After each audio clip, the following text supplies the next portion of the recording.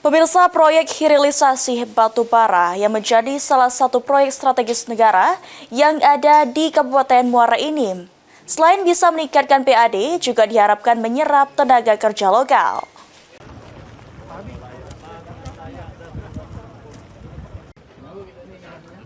Kabupaten Muara Enim saat ini dilirik pemerintah pusat untuk mendirikan proyek strategis negara dari 18 proyek yang akan dilakukan di seluruh Indonesia.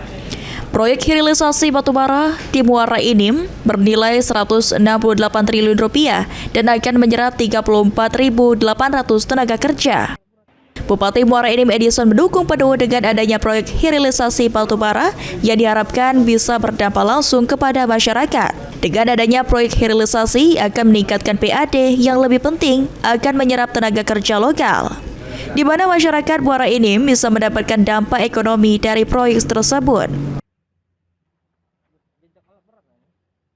Kalau ada hilirisasi seperti itu berarti akan memberikan nilai tambah yang tinggi. Dengan adanya DMI tersebut kita berharap PAD kita akan bertambah.